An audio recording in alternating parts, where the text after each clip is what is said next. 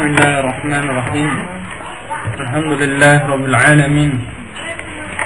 Wassalatu wassalamu ala nabiyyina Muhammadin wa ala alihi wa sahbihi ajma'in wa ba'd. Ya, masih hadis yang ke berapa? Ya, 34. Masih tentang ingkar munkar, tentang mengingkari satu kemungkaran. Nah, maka di sini perlu diperhatikan sebagai murajaah, ketika kita sudah mengetahui tentang hukum ingkar munkar, kemudian juga mana ingkar yang wajib bagi setiap orang, mana ingkar munkar yang hanya bisa dilakukan orang tertentu saja. Nah, kemudian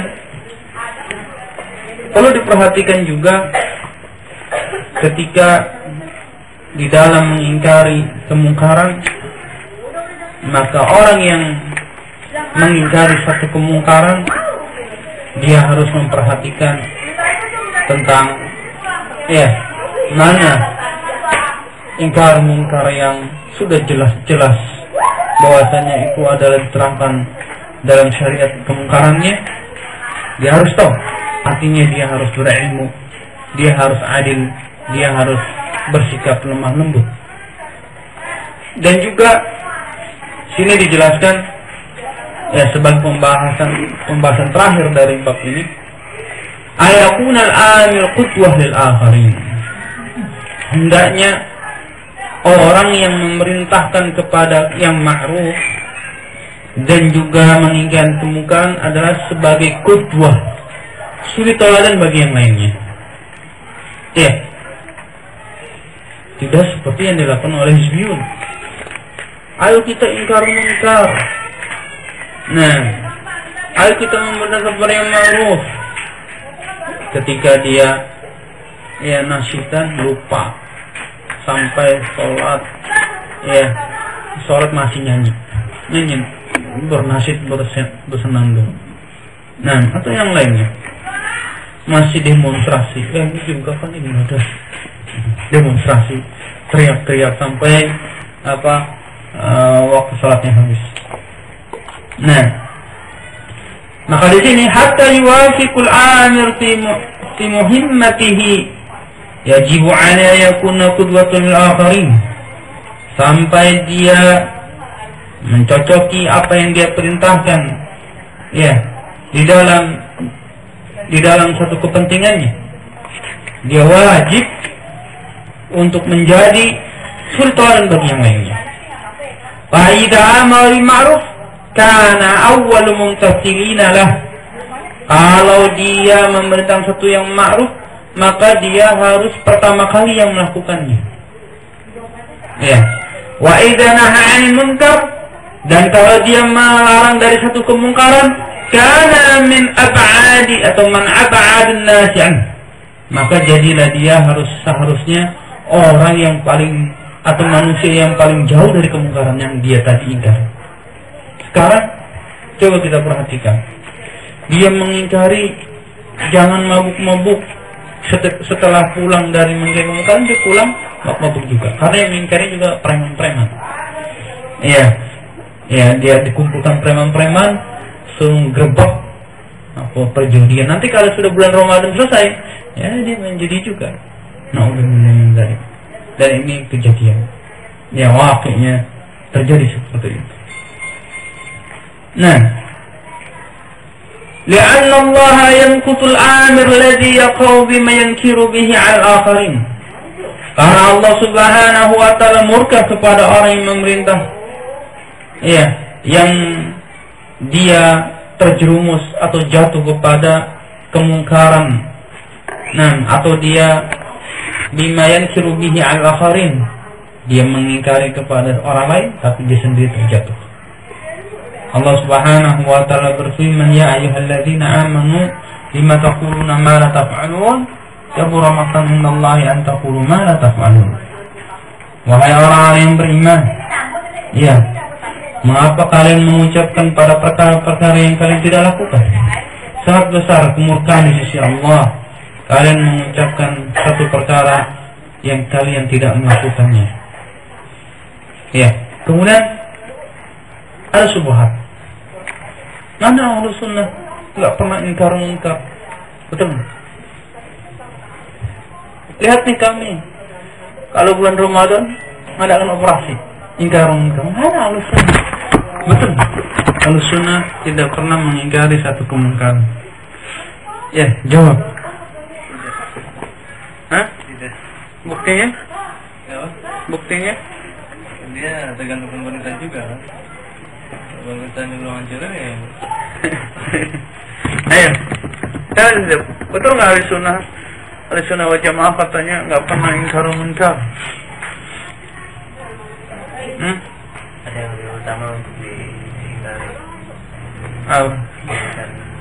Iya. Ahlus Sunnah wal Jamaah setiap hari, bahkan di dalam kajian-kajiannya coba lihat, mengingkari satu kemungkaran yang paling mungkar di dunia ini apa? Kesyirikan kepada Allah Subhanahu wa taala. Iya, setiap hari, bukannya hanya Ramadan saja, setiap hari. Dalam kajiannya diajarkan kepada anak-anak didiknya, kalian hati-hati kepada kesyirikan. Ini ingkar munkar, mengingkari kemungkaran. Nah, juga bid'ah-bid'ah. Ya, maka dusta orang yang menyatakan Ahlus Sunnah itu tidak pernah ingkar munkar. Tiap hari Ahlus Sunnah itu. Nah, adapun yang mereka lakukan bukan ingkar munkar, tapi apa? Hah? Iya. Apa istilahnya itu, tawuran yang dibikin-bikin. Nah, ya cari gara-gara, bukannya ingkar munkar tapi cara gara-gara. Walakin hada, tetapi ini la yani anna man kana muqsiran fi intisali li awamirillah ayyud'al al-amr bil ma'ruf wa nahy 'anil munkar. Tentunya di sini ya yang dimaksud bahwasanya orang yang memerintahkan pertama kali dia harus melaksanakannya dulu, kemudian baru kepada orang lain. Demikian pula ketika mengingkari satu kemungkaran, dia harus menjadi orang yang paling jauh dari kemungkaran yang dia ingkari. Tentunya di sini tidaklah dimaksudkan bahwasanya anna man kana muqsiran. Ya, bukan maksudnya orang yang dia itu muqsir, artinya sedikit di dalam melaksanakan perintah Allah, atau aida'al amr bil ma'ruf, atau dia sedikit sekali. Nah, atau di sini walakin hada la yani anna man kana muqsiran fi imtithali li awamirillah aida'al amr bil ma'ruf nahy anil munkar. Tentunya di sini yang tidak dimaksud adalah ya, tidak dimaksud bahwasanya orang yang meremehkan, ya, orang yang meremehkan di dalam melaksanakan perintah Allah atau meninggalkan amar ma'ruf nahi munkar, ya bukan maksudnya seperti itu. Artinya kalau begitu nggak usah memerintah, nanti harus melaksanakan, kan gitu. Nanti kalau saya ngingkari, saya juga harus jauh. Artinya bukanlah yang dimaksud di sini seseorang ya meremehkan di dalam melaksanakan perintah Allah dan juga di dalam meninggalkan, kemudian dia meninggalkan amar ma'ruf, kemudian meninggalkan untuk melarang dari kemungkaran. Kalau begitu nggak usah ingkar, nanti kena sendiri. Ya, nggak seperti. Kenapa? Li'anna Allah ankara 'alaihim mukhalafata qawlihim li fi'lihim. Karena yang diingkari oleh Allah Subhanahu wa ta'ala dalam ayat ini, ya, ya ayyuhalladzina amanu lima taquluna ma la taf'alun, itu maksudnya bukan seseorang diberikan peluang untuk meninggalkan memerintahkan kepada yang ma'ruf atau diberikan peluang untuk tidak melakukan melarang dari kemungkaran. Bukan itu maksudnya. Iya, sehingga dia meremehkan untuk melaksanakan perintah Allah, dia tinggalkan amar ma'ruf, dia tinggalkan untuk melarang kemungkaran. Karena takut nanti Allah Subhanahu wa ta'ala murka kalau saya tidak melaksanakan. Bukan seperti itu. Ya, karena yang diingkari oleh Allah Subhanahu wa ta'ala adalah orang yang menyelisih ucapannya yang dari perbuatannya. Walan yankir alaihim al-amal bil ma'ruf wa nahi 'anil munkar, dan dia tidak mengingkari kemungkaran, kemudian juga tidak melaksanakan perintah amar ma'ruf dan nahi munkar. Qala Imam Nawawi, kata Imam Nawawi rahimahullah, kata para ulama, wala yastaritu fil amir wan nahi ayakuna kamilul hal muntasilan ma ya'muru bih mujtaniban ma naha anhu, bal alaihi amir wa in kana mukhallan bima ya'mur bih wa nahi wa in kana mutalabbisan bima yanha anhu. Kata Imam Nawawi di sini, kata para ulama, tidak disyaratkan bagi orang yang melakukan perintah memerintahkan kepada yang ma'ruf dan melarang dari kemungkaran, dia keadaannya sempurna. Artinya sempurna, dia sudah melaksanakannya, dia sudah ini, kemudian baru dia perintahkan. Tidak seperti itu. Artinya misalnya, contohnya apa? Ketika jihad, ayo kerja jihad, masa dia harus jihad dulu sendirian baru ngajak orang lain? Ya tidak. Bukan di sini bahwasanya seseorang ketika melakukan dakwah harus sempurna dulu keadaan.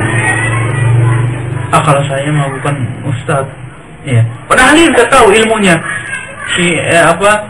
bahwasanya memakai jimlah itu adalah syirik, ada syirik asghar dan syirik akbar. Saya belum, ustaz nggak berani untuk menyampaikan. Bagaimana ini? Nggak boleh seperti itu. Tidak ada syarat dia harus sempurna, artinya dia harus menjadi ustaz misalnya pemahaman kita kalau ingin menjadi memerintahkan kepada yang munkar, ma'ruf dan melarang dari munkar, berarti harus jadi ustaz dulu. Ya enggak. Tidak harus. Dan makanya di sini perlu diperhatikan, tidak boleh meremehkan amar ma'ruf nahi munkar dan juga tidak boleh berlebihan di dalam amar ma'ruf nahi munkar. Artinya di tengah-tengah. Ketika dia punya tahu ilmunya, disampaikan. Ketika dia tahu bahwasanya itu perkara yang dilarang, dia mampu, punya kemampuan, dia lakukan. Karena tidak semua yang alim itu bisa mengingkari satu kemungkaran. Bisa jadi ada orang yang dia tidak alim, tapi dia tahu ilmunya, diberitahu ilmunya, dia bisa melaksanakan atau mencegah kemungkaran. Contohnya apa? Siapa contohnya? Umar nggak tahu ilmunya. Ulama tahu ilmunya. Karena para Umar itu lebih kuat, ulama tidak bisa. Ulama hanya bisa memperingati, mengingkar dengan semampunya dengan lisannya. Tapi yang bisa dengan tangannya siapa? Pemerintah. Nah, jadi di sini nggak mesti yang memerintahkan kepada yang ma'ruf dan mencegah kemungkaran harus orang yang sempurna keadaannya di dalam melaksanakan apa yang diperintah dan di dalam menjauhi apa yang dia larang. Bahkan dia memerintah walaupun dia terlepas terkadang belum melaksanakan apa yang dia perintahkan. Contohnya misalnya apa? Yang mampu pergi haji, ayo pergi haji. Sekarang dia usaha sendiri nggak pergi haji, nggak ada uangnya. Atau misalnya contohnya lain, misalnya seorang ustaz mengajarkan tentang ta'adud, poligami. Ayo kalian poligami yang mampu. Ustaz sendiri aja belum, nggak bisa seperti itu. Nah, tidak mesti dia harus keadaannya sempurna, harus dilakukan dulu. Nah, paham ya? Wallahu a'lam bishawab. Kemudian yang terakhir, pembahasan yang terpenting adalah bahayanya meninggalkan pemerintahan kepada yang ma'ruf dan bahayanya meninggalkan untuk melarang dari kemungkaran. Di antaranya di sini dijelaskan oleh beliau, idza qassara al-muslimun hukaman wa mahkumin bihadhihi al-muhimmah sya'at al-fahishah wa 'amat radhilah wa tasallut al-fujar 'ala al-akhyar wa yasbahu al-haqqu batilan wal batilu haqqan Nah, apabila kaum muslimin meremehkan baik pemerintahnya, baik mahkumin, yaitu rakyatnya, tentang perkara yang sangat penting ini, saat fahisyah akan tersebar kekejian, wa'amat radilah, dan akan merata kerendahan dan kehinaan. Dan watasutul fujar, orang-orang yang fajir akan berkuasa. Ada akhyar di atas orang-orang yang baik. Nah, kenapa? Kalau satu daerah dipimpin ke orang yang fajir, karena memang tidak ada yang mengingkari kemungkaran, sehingga dikuasakan pada negara atau negeri itu orang-orang yang fajir yang rusak, karena tidak ada yang ingkar munkar, tidak ada yang memerintahkan kepada yang ma'ruf. Dalam arti lain, tidak ada yang dakwah. Nah, lebih mementingkan dirinya sendiri, akhirnya dikuasai oleh orang yang fajir. Kemudian yang lebih ngeri lagi, al-haq, yang yasbihul haq batilan, kebenaran akan menjadi kebatilan. Yang hak dianggap ini batil, wal batil haqqan, dan yang batil dianggap benar. Kenapa? Karena tidak adanya ingkar munkar dan menyebutkan yang ma'ruf. Tidak ada yang berbicara tentang bid'ah ketika terjadinya bid'ah. Tidak ada yang menceritakan tentang al-haq, ya, ketika masyarakat butuh kepada al-haq. Jangan bicara, kita kan sama-sama muslim, sudah jangan bicara bid'ah, jangan bicara syirik. Nah, akhirnya hilang ingkar munkar dan mengajak orang kepada yang ma'ruf. Nah, karena ketika kita bicara ini syirik, boleh, ini bid'ah, ini ancamannya neraka loh. Diam. Kita yang penting bersatu, ya, supaya kita menang nanti di parlemen. Sudah, kamu muslim, ya muslim, sudah tahlilan, ya ikut aja tahlilan. Kamu juga muslim apa? Oh, saya jamaah tabligh, ya masuk aja, nanti juga akhirat bareng-bareng. Seperti itu. Nah, akhirnya tidak ada ingkar munkar, maka yang hak menjadi batil, yang batil menjadi hak. Nah, ini yang mengerikan. Maka di sini faedahnya, ya ikhwan, butuhnya yang para da'i. Nah, Ahlus Sunnah wal Jamaah, kalau dibandingkan da'i-da'i yang menyuruh kepada abwaab jahannam, banyaknya luar biasa. Sedangkan yang menyeru kepada ya kebenaran itu sedikit. Oh, banyak yang kiamat, sedikit itu, sedikit sekali. Nah, dibandingkan orang-orang yang menyeru kepada kebatilan.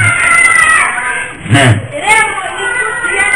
dan memang kalau kita ikhlas, ya, kemudian kita mau belajar, nah Allah Subhanahu wa Ta'ala bisa saja mengangkat derajat kita menjadi para da'i ilallah. Nah, yang siap bertempur di medan tempur, ya, baik membahas syubhat maupun dalam membimbing masyarakat. Nah, sangat kurang sekali da'i yang menyuruh kepada Allah, ya, yang kita jumpai kadang menyuruh kepada dirinya pribadi, atau menyuruh kepada partainya, atau menyuruh kepada kelompok-kelompoknya, atau menyuruh kepada pemahaman syekh. Maka butuhnya para da'i yang berikhlas, yang menyuruh kepada Allah. Maka disebutkan di sini tentang bahayanya, diantaranya di sini tardu min rahmatillah kama fadallahu ala kita min rahmatih. Allah akan menjauhkan satu kaum yang meninggalkan amar ma'ruf nahi munkar dari rahmat Allah, sebagaimana Allah jauhkan ahlu kitab dari rahmat Allah ketika mereka meninggalkan perkara yang sangat penting, yaitu mereka tidak mau ingkar munkar atau menentang kepada yang ma'ruf. Nah, dijauhkan dari rahmat Allah Subhanahu wa Ta'ala. Kalau sudah dijauhkan dari rahmat Allah, gimana? Ya, sedangkan seseorang bisa melaksanakan ketaatan, bisa seseorang itu mudah dimudahkan Allah melaksanakan ketaatan, kemudian dimudahkan masuk surga, itu karena rahmat Allah. Sekarang sudah dijauhkan dari rahmat Allah, mau kemana dia akan berangkat? Allah Subhanahu wa ta'ala berfirman, la'ana alladziina kafaru min bani Israil ala lisani Daud wa Isa bin Maryam dzalika bima 'asaw wa kanu ya'taduna wa kanu la yatanahuna 'anil munkar fa'alu labisa ma kanu yaf'alun. Fa'alu, ya, laknat. Apa yang maksudnya laknat? Yaitu diusir, dijauhkan dari rahmat Allah Subhanahu wa ta'ala. Orang-orang yang kafir dari kalangan Bani Israel melalui lisannya Daud dan Isa ibnu Maryam, hal tersebut ketika mereka bermaksiat, kemudian mereka melampaui batas, kemudian mereka tidak mau mencegah dari kemungkaran yang mereka lakukan, tidak ada, maka labi'sa ma kanu yaf'alun, sangat jelek apa yang mereka lakukan. Kemudian yang kedua, halak di dunia, ya, binasa di dunia. Orang yang tidak ada, kalau ditinggalkan amar ma'ruf nahi munkar, binasa di dunia. Sebagaimana ya digambarkan oleh Rasulullah SAW seperti satu kaum yang berada di sebuah perahu. Matalul qa'im ala hududillah wal waqi fiha kamathali qaumin istahammu ala safinah. Ya, permisalan al-qa'im yang dimaksud dengan qa'im di sini kata Imam Nawawi adalah orang yang mengingkari ya kemungkaran itu, menjaga hak-hak atau batasan-batasan Allah, wal waqi fiha, dan yang terjadi padanya seperti satu kaum yang mereka saling terikat di atas sebuah kapal laut. Fa'asaba ba'duhum a'laha wa ba'duhum asfalaha. Ya, yang sebagian lagi dan sebagiannya saling terkait. Kalau satu tertipu semua. Yang atas yang bawah kena semuanya. Seperti di sini, ka'anna alladziina fi asfaliha idza istaqaw min al-ma' maru 'ala min fawqihim faqalu law ana tarakna binasibina harakan wa la nu'addi min fawqina wa yatrukuhu aqum wa ma aradu halaku jami'an wa in akhadhu 'ala aydihim naju wa naju jami'an. Seperti misalnya ada orang yang di bawah kapal itu yang dia hendak melubangi kapal itu. Ya, kalau dilubangi tentunya air akan lewat. Maka si orang ini yang di bawah lewat, kapalnya saya bolongi, kapalnya akan saya bolongi, kapalnya akan saya bolongi. Kemudian tidak ada yang mencegahnya. Kalau tidak ada yang mencegahnya, apa yang mereka kehendaki? Halaku jami'an, binasa semuanya. Iya, kalau di antara mereka ada yang memegang tangannya supaya tidak berbuat seperti itu, maka selamatlah semuanya. Ini ya orang yang mengingkari kemungkaran seperti itu. Ya, kalau tidak ada yang mencegah dari kemungkaran, binasa semuanya. Sebagaimana telah dijelaskan pada waktu yang lalu tentang hadis yang menunjukkan kalau tidak ada yang mengingkari suatu kemungkaran, akan binasa semuanya. Misalnya contohnya saja yang mudah, anak kita main korek api. Ya, biarin anak kecil ini biar tahu pengalaman dari ilmu ini kan pasti dia tahu itu panas. Yang celaka itu bukan anaknya saja, tapi semuanya akan celaka. Dia main api, bakar, akhirnya rumahnya kebakar. Dan ini seperti ini digambarkan oleh Rasulullah SAW. Kalau ada yang ingin melubangi kapalnya, kemudian tidak ada yang mencegahnya, orang-orang di atasnya, maka akan binasa semuanya. Kemudian yang terakhir adalah adam istijabah doa, tidak dikabulkannya doa. Ya, tidak dikabulkannya doa. Sebagaimana hadis dari Hudzaifah radhiyallahu anhu dari Nabi sallallahu alaihi wasallam qala walladhi nafsi biyadihi la ta'maranna bil ma'ruf wa la tanhauna 'anil munkar aw la yusikanna Allah wa yab'atha 'alaykum iqaban min 'indihi thumma la tad'unnahu fala yastajibu lakum. dan demi zat yang jiwaku berada di tangannya, sungguh kalian memerintahkan kepada yang ma'ruf, dan sungguh kalian harus melakukan mencegah dari kemungkaran. Kalau tidak, Allah Subhanahu wa taala akan membangkitkan kalian iqaban, yaitu siksaan. Maksudnya di sini adalah bala dari sisi Allah. Kemudian sungguh kalian berdoa, maka tidak akan dikabulkan doa kalian tersebut. Artinya sungguh kalian harus melakukan perintah, memerintahkan kepada yang ma'ruf, dan harus melakukan mencegah dari kemungkaran. Kalau tidak, Allah Subhanahu wa taala akan utus iqaban. Di sini adalah bala, bencana. Kemudian kalian berdoa, ya Allah selamatkan, ya Allah selamatkan, tidak akan dikabulkan oleh Allah Subhanahu wa taala. Nah, ya Allah tolong kami dibantai misalnya, tidak ada yang menolongnya. Nah, tapi ketika ada yang mencegah dari kemungkaran, dikabulkan salah satu doa orang ini yang mungkin dia sering mengingkari tapi tetap tidak dengar.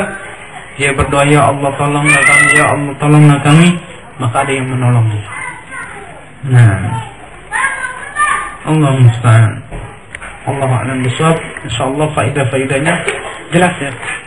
Jadi nggak usah disebutkan faedahnya, sudah kita jelaskan di pembahasan yang tinggal antum sendiri catat faedah-faedahnya.